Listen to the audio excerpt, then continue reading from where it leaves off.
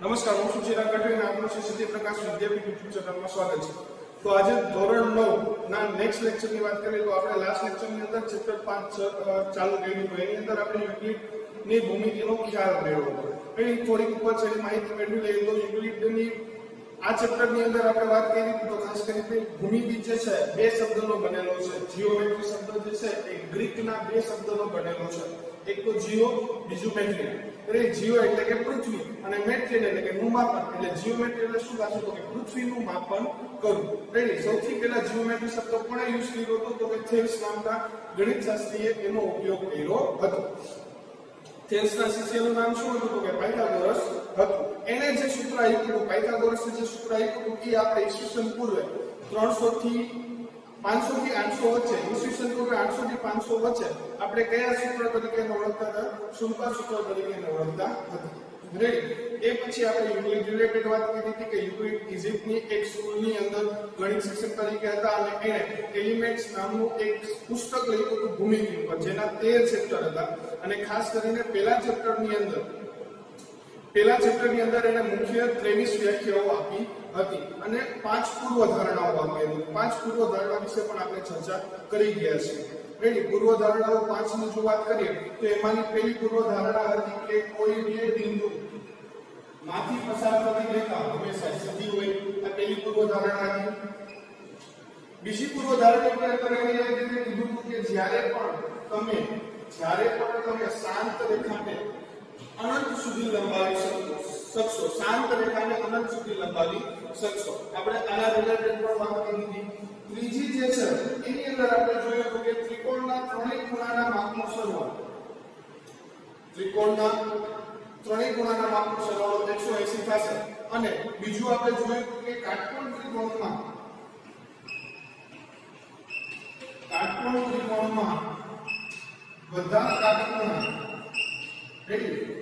બધા કાટખૂણા સમાન હોય છે. કેવા હોય છે?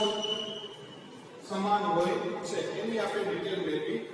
અને છેલ્લી પાંચમી પૂર્વધારણા જે આપણે જોઈએ, ચોથી પૂર્વધારણા શું હતી તો કે કોઈ પણ બિંદુને કેન્દ્ર લઈ અને અનંત અંતર સુધીનો તમે વર્તુળ, અનંત અંતર સુધીની ત્રિજ્યાને તમે વર્તુળ રચી શકો, જેની આપણે લાસ્ટ લેક્ચરની અંદર ચર્ચા કરી. એકવાર પૂર્વધારણા નંબર 5 પર ફરીથી ચર્ચા કરશું કે જે આપણી માટે ઇમ્પોર્ટન્ટ છે. પૂર્વધારણા નંબર 5 શું કહે છે તો યુક્લિડે એવું કીધું કે જ્યારે કોઈ બે રેખા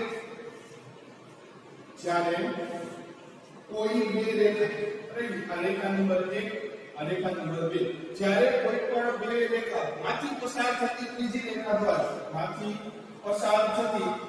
એટલે કે અન્ય રેખા દ્વારા કોઈ એક તરફના એટલે કાં તો જમણી બાજુ કાં તો ડાબી બાજુ કોઈ પણ એક તરફના અંતરકોણનું માપ 180 કરતા અથવા બે કાટખૂણાના સરવાળા કરતા ઓછું હોય, તો તે રેખાને આગળ લંબાવતા કોઈ એક બિંદુએ છે જે આ પૂર્વધારણા અંદર આપણે 5 ની ચર્ચા કરી હતી. હવે પૂર્વધારણા 5 જે છે એ પૂર્વધારણા ઉપર ઘણા ગણિતશાસ્ત્રીઓએ પોતાના અમુક વિચારો વ્યક્ત કર્યા છે. એમાંનું સૌથી વધુ પ્રચલિત જો કોઈનું પૂર્વ ભૂમિકા હોય અથવા પૂર્વધારણા હોય તો એવું એક ગણિતશાસ્ત્ર જે આપણે નામ યાદ રાખવાનું છે. તમને ઘણીવાર એક્ઝામની અંદર પૂછે કે ખાલી જગ્યા ગણિતશાસ્ત્રીએ યુક્લિડની પૂર્વધારણા 5 અને સમકક્ષ બીજી પૂર્વધારણા રજૂ કરી હતી.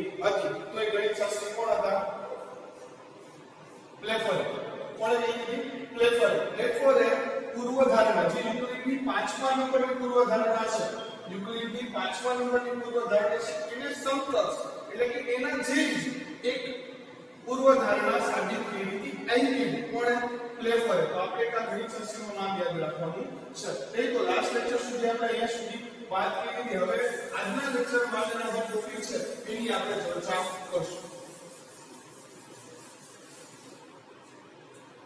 તો આજના લેક્ચરના ટોપિકની વાત કરવામાં આવે તો સૌથી પહેલા શબ્દ સમજવું પરિમાણ એટલે કે ડાયમેન્શન. ડાયમેન્શન ડાયમેન્શન એટલે શું અથવા તો પરિમાણ એટલે શું? તો ફોર એક્ઝામ્પલ મારી પાસે એક લંબચોરસ છે અથવા એક ચતુષ્કોણ છે, તો એની માટે મારે કઈ કઈ વસ્તુ જોઈએ? એક તો લંબાઈ અને પહોળાઈ. શું જોઈએ? લંબાઈ અને પહોળાઈ. રેડી? કોઈ પણ લંબચોરસ છે, કોઈ પણ ચોરસ છે, રેડી? આની માટે એનું ક્ષેત્રફળ શોધવા માટે અથવા એની આગળની વિધિ કરવા માટે મારે એના કેટલા માપ જોશે? તો એક તો લંબાઈ જોશે અને એક તો પહોળાઈ જોશે. તો એનો મતલબ થયો કે તમે એક તો લંબાઈ લેશો કે પહોળાઈ લેશો, આ બે એના ડાયમેન્શન થશે. શું થશે? આ બે એના ડાયમેન્શન એટલે કે પરિમાણ થશે. આ બે એના શું થશે? પરિમાણ થશે. રેડી? તો ડિટેલમાં જોઈએ આપણે ચાર અલગ અલગ ઘટકોના પરિમાણ યાદ રાખવાના છે, જે આપણે ડિટેલમાં અત્યારે જોશું. રેડી? સૌથી પહેલા પરિમાણની વાત કરીએ તો બિંદુથી શરૂઆત કરીએ. બિંદુ. રેડી? અને અહીંયા હું લખીશ પરિમાણની સંખ્યા. હવે ભાઈ આપણે જ્યારે બિંદુની વાત કરીએ તો બિંદુમાં લંબાઈ, પહોળાઈ, ઊંચાઈ કોઈ પણ વસ્તુનો ઉપયોગ થતો નથી. આ કોઈ બિંદુ છે તો એ બિંદુ માટે લંબાઈ, પહોળાઈ, ઊંચાઈ કે કોઈ પણ પરિમાણનો ઉપયોગ થતો નથી. તો યાદ રાખજો કે બિંદુનું પરિમાણ હંમેશા 0 હોય છે. શું હોય છે? 0. એમાં લંબાઈ, પહોળાઈ, ઊંચાઈ કે ત્રિજ્યા કોઈ પણ વસ્તુનો ઉપયોગ થશે નહીં. ઓકે. બીજો શબ્દ છે રેખા. રેખા. રેખા આપણે કઈ રીતે દોરી? આ રેખા. તો આ બિંદુ છે, એને આપણે લંબાઈ કહી શકીએ અથવા ઊભી રેખા હોય તો એને શું કહી શકીએ? ઊંચાઈ કહી શકીએ. રેડી? તો ગમે તે રેખાનું પરિમાણ કેટલું હોય, કાં તો લંબાઈ હોય કાં તો ઊંચાઈ હોય. રેડી? જો રેખા આડી પેડી હશે તો લંબાઈ હશે, રેડી? ઊભી પેડી હશે તો ઊંચાઈ હશે. તો રેખાનું પરિમાણ કેટલું થાય? રેખાખંડનું પરિમાણ કેટલું થશે? 1. કેટલું થશે? 1.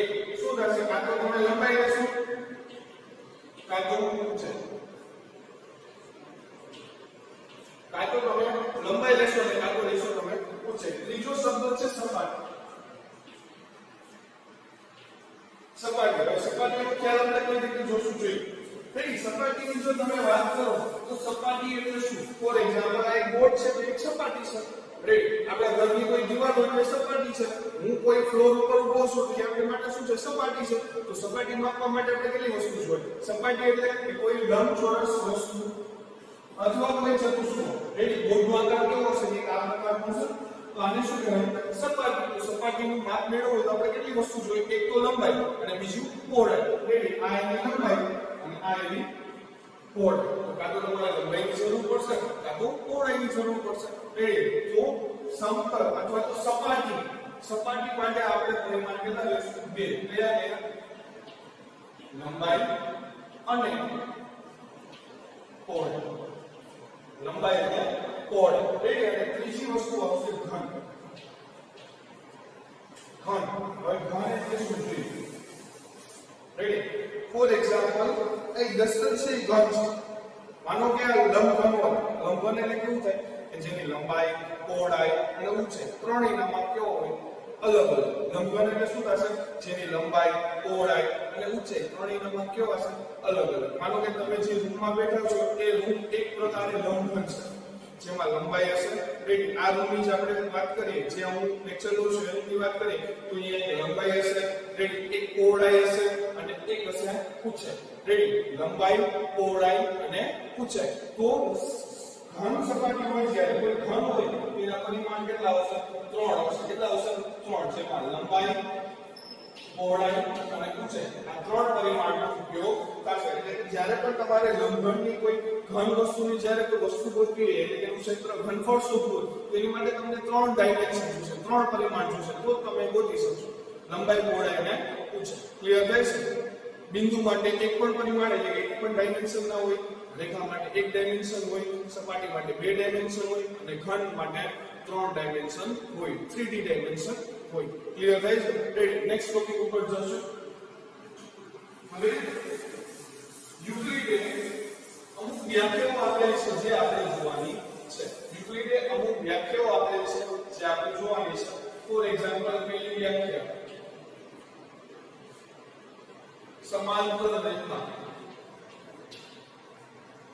સમાંતર રેખા શું છે? સમાંતર રેખા નાના ધોરણમાં આપણે ભણી ગયા. સમાંતર રેખા એટલે શું? તો કે કોઈ બે એવી રેખા જેને તમે અનંત સુધી લંબાવો, કોઈ બે એવી રેખા જેને તમે અનંત સુધી લંબાવો ને એકબીજાને છેદે નહીં, તો તે રેખાને, તો તે બંને રેખાને પરસ્પર શું કહેવાય? સમાંતર રેખા કહેવાય. ફોર એક્ઝામ્પલ, મારી પાસે આ બે રેખા છે, આ પેલી રેખા અને આ બીજી રેખા. આને હું જમણી બાજુ અનંત સુધી લંબાવું છું અથવા ડાબી બાજુ અનંત સુધી લંબાવું છું અને એક પણ જગ્યાએ છેદતી નથી, પરસ્પર છેદતી નથી. એ બંને રેખા પરસ્પર કેવી હોય? સમાંતર રેખા હોય. રેડી? એટલે કે અનંત અંતર સુધી, અનંત અંતર સુધી લંબાવતા પરસ્પર છેદતી ન હોય તે રેખાને સમાંતર રેખા કહે છે. પરસ્પર છેદતી ના હોય, તમે કોઈ રેખા છે કે તમે અનંત અંતર સુધી લંબાવો છો, અનંત અંતર સુધી લંબાવો છો અને એકબીજાને છેદતી નથી, એ બંને રેખા કેવી હશે? પરસ્પર સમાંતર રેખા હશે. બીજી વ્યાખ્યાની વાત કરીએ તો લંબ રેખા, જે યુક્લિડ દ્વારા આપવામાં આવેલી છે. લંબ રેખા એટલે કે જ્યારે કોઈ એક રેખા પર બીજી રેખા પસાર થાય, જ્યારે કોઈ એક રેખામાંથી બીજી રેખા પસાર થાય, જ્યારે કોઈ એક રેખામાંથી બીજી રેખા પસાર થાય અને છેદ બિંદુએ 90 અંશનો ખૂણો બનાવે. કેટલાનો ખૂણો બનાવે?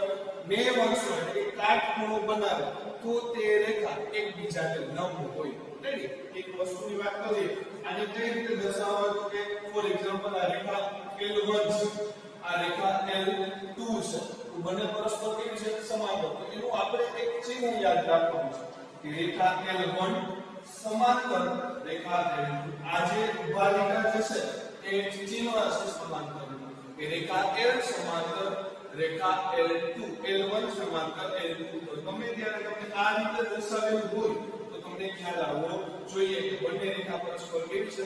સમાંતર છે. એ જ રીતે લંબ રેખાની વાત કરીએ તો ફોર એક્ઝામ્પલ તમને આપણે નામ આપી દઈએ કે ભાઈ રેખા L1 અને રેખા L2 એકબીજાને જ્યાં છેદે છે ત્યાં 90 અંશનો ખૂણો બનાવે છે. કેટલાનો ખૂણો બનાવે છે? 90 અંશનો ખૂણો બનાવે છે. એકબીજાને કેવી છે? લંબ. હવે જો લંબની નિશાની આમાંથી જ મળશે. કેવી નિશાની મળશે? ઊંધો તીર. રેડી? એટલે કે L2 લંબ L1, L2 લંબ L1 અથવા L1 લંબ L2. રેડી? આ બંનેમાંથી તમે કોઈ પણ કન્ડિશન લખી શકો. જ્યારે પરસ્પર પસાર થતી બે રેખા એકબીજાને 90 અંશના ખૂણે છેદે, પરસ્પર પસાર થતી બે રેખા એકબીજાને 90 અંશના ખૂણે છેદે, તો બંને રેખા એકબીજાની લંબ રેખા કહેવાય. એટલે કે L1 લંબ L2 લખો તો ચાલે અને L2 લંબ L1 લખો તો પણ ચાલે. રેડી?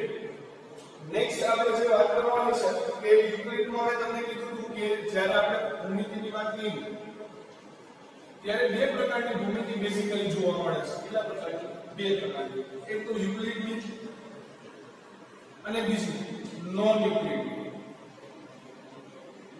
યુક્લિડની અને બીજી નોન યુક્લિડની. તો યુક્લિડની જે છે એની માટે શું? તો કે યુક્લિડ માટે યુક્લિડ હંમેશા નિયમ જે છે, યુક્લિડની ભૂમિતિ જે છે એ કોઈ સમતલ એટલે કે કોઈ સપાટી ઉપર કામ કરતી વ્યાખ્યાઓ છે.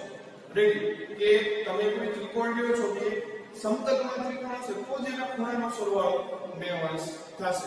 એક ગોલીય ભૂમિતિ ઉપર કાર્ય કરતી નથી, એટલે કે ગોલીય સપાટી ઉપર કાર્ય કરતી નથી. હા, ભૂમિતિ ઉપર સૌથી વધારે ડિટેલ આપી યુક્લિડ, પણ યુક્લિડ સિવાયની, યુક્લિડ જે ડિટેલ આપી એની સિવાયની જેટલી પણ બીજી માહિતી છે ભૂમિતિ રિલેટેડ એ આપણે નોન યુક્લિડ તરીકે ઓળખીએ છીએ. શેના તરીકે ઓળખીએ છીએ?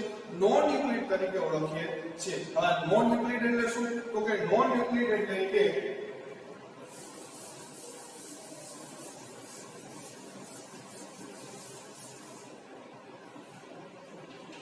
નોન યુક્લિડ ની ભૂમિતિ. એટલે કે યુક્લિડ સિવાય જેટલા પણ ગણિતશાસ્ત્રીઓએ જે ભૂમિતિની વ્યાખ્યાઓ અથવા ખ્યાલ રજૂ કર્યા છે એ નોન યુક્લિડની ભૂમિતિ તરીકે ઓળખાય છે. એમાં પણ એક મહત્વની ભૂમિતિ છે જેને આપણે ગોલીય ભૂમિતિ તરીકે ઓળખીએ છીએ. કેવી ભૂમિતિ તરીકે ઓળખીએ છીએ? ગોલીય ભૂમિતિ તરીકે ઓળખીએ છીએ. જ્યાં સપાટી સમતલ નહીં, કેવી નહીં હોય? સમતલ નહીં. તો કેવી હશે? તો કે ગોલીય હશે. આવી સપાટી હશે. જે બેઝિકલી આપણે જે સપાટી જોઈએ ને એ સપાટી કેવી હોય? આવી હોય. આ બોર્ડ છે એ સમતલ સપાટી છે, ગોલીય સપાટી નથી. પણ જ્યારે આ રીતે તમને કોઈ જગ્યાએ સપાટી જોવા મળે, રેડી, તો કેવી સપાટી છે? ગોલીય સપાટી છે. કેવી સપાટી છે? ગોલીય સપાટી છે. અને ગોલીય સપાટી પર ભૂમિતિના બધા જ નિયમ લાગુ, એટલે કે યુક્લિડ દ્વારા દીધેલા બધા જ નિયમ લાગુ પડતા નથી. બધા જ નિયમ લાગુ પડતા નથી. Ready, simple. જો એક ઉદાહરણ આપણે તમને સમજાવું.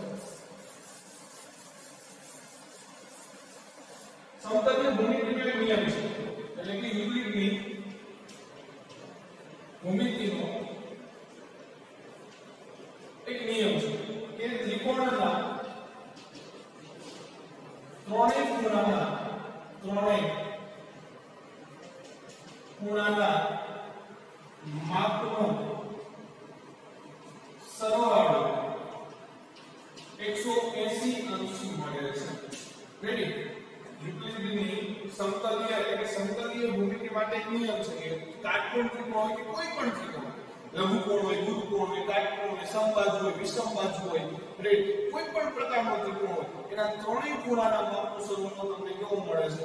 તો કે 180 અંશ મળે છે. ત્રણેય ખૂણાના માપનો સરવાળો કેટલો મળે છે? 180 મળે છે. જ્યારે આ નિયમ ગોલીય ભૂમિતિમાં લાગુ પડતો નથી. લાગુ પડતો નથી. ઉદાહરણ તરીકે સમજો. ફોર એક્ઝામ્પલ, ગોલીય એક સપાટી છે, અહીંયા ત્રણ બિંદુ લઈ લો. તો આના દ્વારા જે ત્રિકોણ રચાતો હશે, રેડી, ગોલીય સપાટી પર જે ત્રિકોણ રચાતો હશે એનો સરવાળો મને 180 અંશ મળશે નહીં. તો કેટલો મળશે? તો કે હંમેશા 180 અંશ કરતા વધુ મળશે.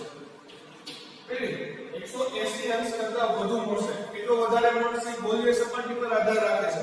જો ગોળાઈ વધુ હશે તો ખૂણાનું માપ વધી જશે. જો ગોળાઈ ઓછી હશે તો ખૂણાનું માપ ઘટી જશે. જો સમતલ સપાટી હોય, સીધી સપાટી હોય તો એમાં હંમેશા ત્રિકોણના ત્રણેય ખૂણાના માપનો સરવાળો કેટલો મળે? 180 મળે. પણ ગોલીય ભૂમિતિમાં એટલે કે ગોલીય સપાટી હોય, રેડી, તો એની અંદર તમારે સરવાળો 180 મળતો નથી. એની કરતા કેવો મળે છે? વધારે મળે છે. ક્લિયર થાય છે? તો આ ચેપ્ટર જે છે મેં પહેલા લેક્ચરમાં તમને કીધું હતું, આ ચેપ્ટર જે છે બેઝિકલી આપણી પાસે કેવું ચેપ્ટર છે? થિયરી બેઝ ચેપ્ટર છે, કે જેમાં પૂરેપૂરી થિયરી આવે છે. રેડી, જેમાં આપણે યુક્લિડ ના થિયરી વિશે માહિતી મેળવી, પાયથાગોરસ વિશે થોડી ઘણી માહિતી મેળવી, શુલ્બા સૂત્ર શું છે એની વિશે માહિતી મેળવી. રેડી, શુલ્બા સૂત્ર એટલે કે પાયથાગોરસનું જે સૂત્ર છે એ નેક્સ્ટ લેક્ચરમાં નેક્સ્ટ ચેપ્ટરની અંદર આપણે બહુ વ્યવસ્થિત રીતે ભણવાના છે. તો એની ડિટેલ વધારે અત્યારે આપણે નહીં ચર્ચા કરીએ, ડિટેલમાં ચર્ચા નહીં કરીએ. નેક્સ્ટ લેક્ચરની અંદર આપણે નેક્સ્ટ ચેપ્ટરની અંદર આપણે એની ચર્ચા કરવાના છીએ. એટલે રેડી, યુક્લિડ વિશે માહિતી મેળવી, યુક્લિડે કઈ વ્યાખ્યાઓ હોય, કઈ ભૂમિતિ રિલેટેડ પૂર્વધારણાઓ હોય, યુક્લિડ સિવાયની જે ભૂમિતિ હતી કયા નામે ઓળખાય છે, એમાં મુખ્યત્વે ગોલીય ભૂમિતિ જે છે એ આપણા માટે મહત્વની છે. જેમાં આપણે એક નિયમ યાદ રાખવાનો છે કે ગોલીય ભૂમિતિની અંદર ત્રિકોણના ત્રણેય ખૂણાના માપનો સરવાળો 180 કરતા વધારે મળે છે. રાઈટ, તો આ ચેપ્ટરમાં આટલી જ થિયરી હતી. આના રિલેટેડ જે પીડીએફ છે લાસ્ટ લેક્ચરમાં મેં તમને કીધું કે પીડીએફ જે છે એ તમને WhatsApp ગ્રુપમાં મળી જશે. એ પીડીએફ તમારે ફેસબુક ની અંદર લખવાની છે. રેડી, લેક્ચરમાં જે અમુક જગ્યાએ આકૃતિ કરાવો છો, રેડી, એ આકૃતિ તમે ફેસબુક સાથે સાથે લખી શકો છો. ખાસ કરીને જે પૂર્વધારણા નંબર 5 ની જે આકૃતિ જે છે આજના લેક્ચરમાં કરાવી કે અથવા તો લાસ્ટ લેક્ચરમાં કરાવી કે એ ફેસબુકમાં ઉતારવાની રહેશે. ક્લિયર થાય છે? ફેસબુકમાં એક આકૃતિ દોરવાની રહેશે. રેડી, તો આજના લેક્ચર અથવા તો આ ચેપ્ટર માટે આપણે અહીંયા સુધી, નેક્સ્ટ લેક્ચરમાં નવા ચેપ્ટર સાથે મળશું. ત્યાં સુધી જય હિન્દ, જય ભારત.